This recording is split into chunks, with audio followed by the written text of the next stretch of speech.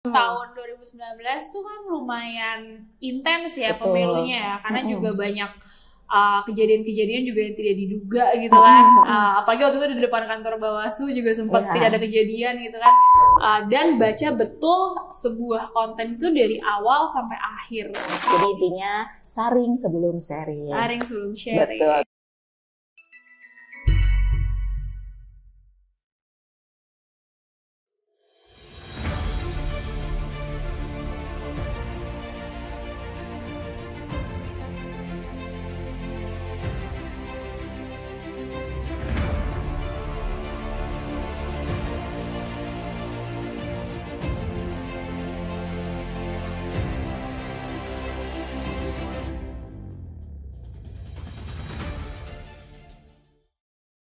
Dari mana datangnya cinta kalau bukan dari mata turun ke hati?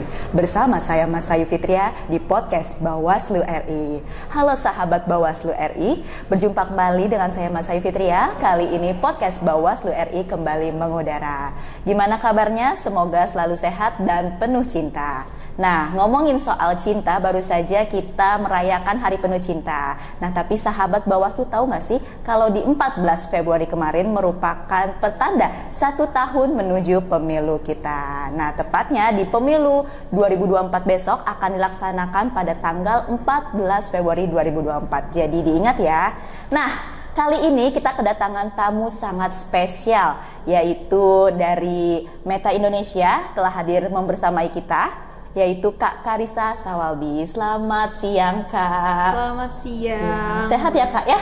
Sehat, Nah, alhamdulillah. luar biasa banget. Jadi Kak Karissa ini merupakan public policy ya di Meta Indonesia. Nah, bagi sahabat Bawaslu yang kesehariannya tentu sering menggunakan aplikasi WhatsApp, Instagram gitu ya, tentu sudah tidak asing lagi seharusnya dengan Meta Indonesia. Namun kita perlu tahu lebih dalam sebetulnya apa sih Meta Indonesia itu. Langsung saja kita mendatangkan Kak Karissa untuk menanyakan lebih dalam apa itu Meta. Boleh Kak diceritakan sedikit sebetulnya Meta ini apa sih, sudah berapa lama di Indonesia, dan cakupannya apa saja di Meta Indonesia itu sendiri? Oke, selamat siang. Mungkin kita ngobrol-ngobrol aja kali ya. Iya, santai aja Kak. Jadi Meta itu sebenarnya platform yang ada di Indonesia yang dulunya itu mungkin lebih dikenal sebagai namanya Facebook. Jadi dulu itu company kita namanya Facebook, lalu kita bertransisi menjadi Meta Platforms. Nah, Meta Platforms ini membawahi berbagai macam aplikasi. Aplikasinya adalah Facebook, Instagram, WhatsApp, dan Messenger. Nah, jadi ada 4 itu. Ada 4 dan pastinya udah digunakan kesehariannya. Sangat pasti banyak digunakan oleh masyarakat kita. Benar, jadi udah pasti masyarakat di Indonesia tuh pasti pakai salah satu dari aplikasi kita di Indonesia. Dan memang dengan pengguna yang banyak ini, kami pun juga di Meta sangat-sangat berinvestasi untuk memastikan pengguna itu tetap aman dan nyaman bermedia sosial gitu. Kalau boleh tahu dari keempat aplikasi tersebut, yang paling banyak digunakan atau yang paling banyak diakses oleh masyarakat Indonesia apa ya Kak? Kalau kita lihat dari latar belakang usia, jenis pendidikan, dari 4 itu apa yang paling sering diakses?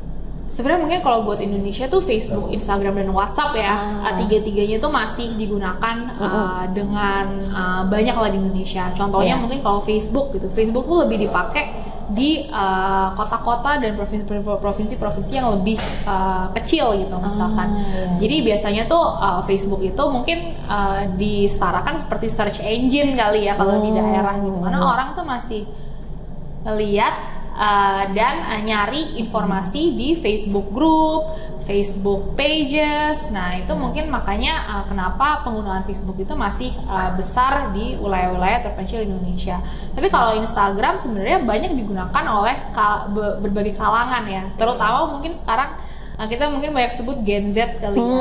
Gen Z tuh pasti pakai Instagram kesehariannya untuk nyari hal-hal yang dia suka, terus baca informasi dan mencari konten-konten yang relevan dengan minat mereka gitu. Sedangkan kalau WhatsApp itu ya mungkin metode bisnisnya agak berbeda karena itu adalah private messaging ya, dan itu end-to-end encrypted gitu. Jadi itu adalah bentuk komunikasi one on one gitu ya. Jadi ketiga aplikasi itu memang salah satu aplikasi yang sangat-sangat digunakan di Indonesia dan memang kegunaannya pun juga berbeda-beda. Dia masing-masing aplikasi punya basisnya masing-masing gitu ya. Kalau mungkin Facebook itu lebih cenderung kepada generasi lebih dewasa gitu ya. Oke. Iya. Nah, sahabat Bawaslu di seluruh Indonesia, kalau kita berkaca pada pemilu 2019 kemarin, tentu banyak ya Kak syarat akan hoaks, disinformasi, ujaran kebencian, politisasi sara dan sebagainya. Nah, tentu kita tidak menginginkan kembali hal serupa terulang di pemilu 2024 kita. Nah, mungkin Kak Karissa bisa cerita sedikit pengalamannya di pemilu 2019 kemarin Kak terhadap aktivitas-aktivitas di platform Meta terkait hoax dan sebagainya. Mungkin ada cerita yang yang berkesannya ada mungkin, atau yang bikin geleng-geleng kepala gitu ya Kak ya. Mungkin bisa diceritakan. Cerita dulu kali ya. Tahun 2019 tuh kan lumayan intens ya pemilunya ya, karena juga banyak kejadian-kejadian juga yang tidak diduga gitu kan. Apalagi waktu itu di depan kantor Bawaslu juga sempat tidak ada kejadian gitu kan. Kita di Meta tuh benar-benar sangat menjaga platform kami ketika pemilu, dan apa sih sebenarnya menjaga itu ya. Jadi kita memang menaruh berbagai macam resources supaya moderasi konten yang terjadi ketika pemilu tuh benar-benar real time gitu. Dan ini kan kalau kita berbicara mengenai seberapa cepat penyebaran misinformasi, kita pun juga nggak boleh kalah cepet kan sebenarnya untuk mengatasi keviralan suatu konten. Nah, itulah salah satu investasi kita secara internal Meta, di mana kita mengalokasikan resources untuk konten reviewer, terus juga kita mengedepankan kerjasama dengan berbagai macam pihak ya. Ini contohnya kita banyak banget organisasi-organisasi yang merupakan partner-partner kita yang membantu kita memberikan konteks tambahan gitu. Jadi konteks tambahan ini benar-benar penting karena untuk pemilu Indonesia yang sebanyak ini, yang sebesar ini, dan apalagi itu nanti 2024 tuh pilkada loh. Iya, pemilu dan pilkada secara serentak pula kan. Jadi nggak mungkin platform itu cuman kita doang yang ngeliatin konten-konten yang ada di platform dan ngecekin apakah ini viral atau enggak. Jadi kita butuh banget kerjasama kemitraan dengan organisasi-organisasi yang memang memiliki konteks dan bisa memberikan konteks tambahan terhadap hal-hal yang terjadi di wilayah tertentu dalam konteks misinformasi. Nah, inilah yang aku juga tadi sempat sampaikan ya, kemitraan dengan Bawaslu itu jadi penting banget gitu, karena kita butuh analisa dan konteks-konteks dari lapangan kan, karena kita nggak akan tahu seberapa bahayanya, seberapa mengerikannya situasi di lapangan kalau kita nggak dapet arahan atau dapet gambaran itu dari orang-orang yang memang benar-benar di situ. Jadi memang itulah yang kita pengen lakukan kembali untuk 2024. Siap. Nah, tadi sudah disinggung sedikit sama Kak Karissa terkait kolaborasi dan kerjasama ya. Nah, perlu sahabat Bawaslu sekalian ketahui bahwasanya hari ini Bawaslu telah melakukan kerjasama dengan berbagai multi platform, salah satunya dengan Meta Indonesia. Nah, tidak hanya melakukan kerjasama tersebut, juga Bawaslu di sini berupaya untuk memberikan edukasi kepemiluan gitu ya, literasi digital kepada masyarakat kita, dan juga memberikan semacam penguatan kapasitas kepada jajaran pengawas kita di bawah untuk lebih tanggap gitu ya, menanggapi konten-konten yang kiranya tidak sesuai dengan aturan gitu ya Kak. Nah, mungkin Kak Karissa bisa kasih tips nih kepada kita, khususnya jajaran pengawas di Bawaslu, gimana sih caranya untuk menangani konten di platform dari Meta Indonesia dengan cepat gitu. Mungkin ada tips-tipsnya gitu Kak? Mungkin aku ini ya, lebih kasih tips gimana caranya kalau melihat konten misinformasi. Nah, sebenarnya program-program Meta di Indonesia itu fokus banget soal literasi digital. Jadi kenapa orang mungkin langsung percaya gitu kalau misalkan lihat konten misinformasi, terus biasanya kan mereka nge-share kan, nge-share ke temennya, ke keluarganya, terus masih untung kalau yang dapat temennya gitu kan, mungkin masih bisa ada waktu untuk berpikir. Tapi kalau misalkan yang di share itu adalah orang tua, ya, yang kan mayoritas biasanya langsung di forward gitu ya ke antar grup, tidak ada filterisasi di situ ya. Betul, di forward tanpa melihat isinya apa. Betul. Nah ini makanya kita fokus banget untuk bermitra juga dengan beberapa mitra kita untuk program-program literasi digital. Tapi tips-tips umumnya adalah yang pertama, cek dulu sumbernya kredibel apa enggak. Jadi kalau ngeliat konten dan kelihatannya sumbernya itu dari website yang terlihat tidak kredibel, itu mungkin ada potensi misinformasi. Jadi jangan langsung di-share. Habis itu yang kedua, harus dicek juga apakah gambar fotonya itu ada yang editan atau ada yang merupakan manipulasi.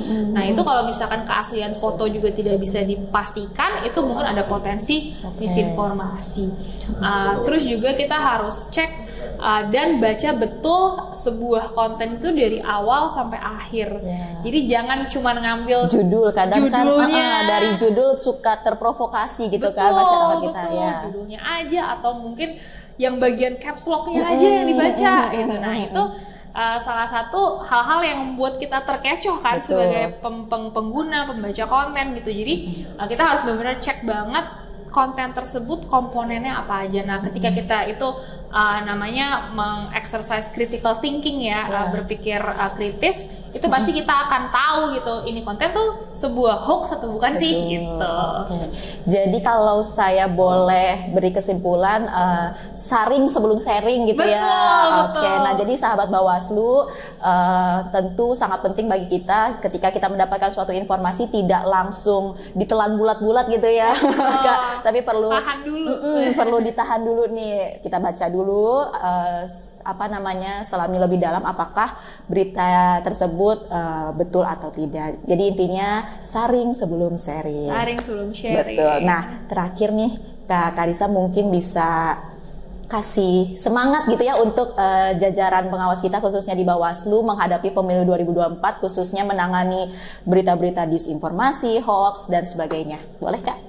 Oke, semua sahabat Bawaslu, untuk 2024 Meta siap berkolaborasi dengan Bawaslu Pusat, Bawaslu Daerah, pastinya untuk menjaga agar pemilu 2024 berintegritas, damai, dan juga aman. Jadi ayo sama-sama kita memerangi misinformasi dan juga hoax yang mungkin dan pasti paling banyak terjadi di jelang pemilu 2024 untuk lebih meminimalisir lah ya Kak adanya berita-berita hoax dan misinformasi. Benar, karena kita nggak mungkin cuman sendirian, platform nggak mungkin sendirian, Bawaslu juga nggak mungkin sendirian. Jadi kita butuh bareng-bareng untuk sama-sama ayo kita pastikan pemilu 2024 aman dan damai. Oke, nah sahabat Bawaslu di seluruh Indonesia, sayang sekali mungkin sebetulnya ingin lebih lama gitu ngobrol sama Kak Karissa, tapi untuk mengefektivitaskan waktu, kita mungkin bisa berjumpa kembali di podcast episode selanjutnya. Terima kasih Kak Karissa sudah berbagi ilmu dan semangatnya ya kepada kita semua. Semoga pemilu 2024 kita ke depan berlangsung dengan damai, lancar. Amin. Ya, tanpa adanya polarisasi di masyarakat ya. Kita bahasanya tuh ya kita tidak inginlah polarisasi di 2019 kemarin terulang di 2024. Jangan. Oke, sekian dari saya dan juga Kak Karissa. Mungkin Kak Karissa apa nggak ya tagline Bawaslu? Apa nih aja tagline Bawaslu ya? Bersama rakyat awasi pemilu, bersama Bawaslu tegakkan keadilan pemilu. Bisa nggak ya? Kali ya? Oke, mungkin sambil gini kali ya Kak. Oke. Boleh. Dalam hitungan ketiga gitu ya. 1, 2, 3. Bersama rakyat awasi pemilu, bersama Bawaslu tegakkan keadilan pemilu. Luar biasa, beri tepuk tangan untuk kita semua. Dadah, sampai jumpa di episode yang akan datang.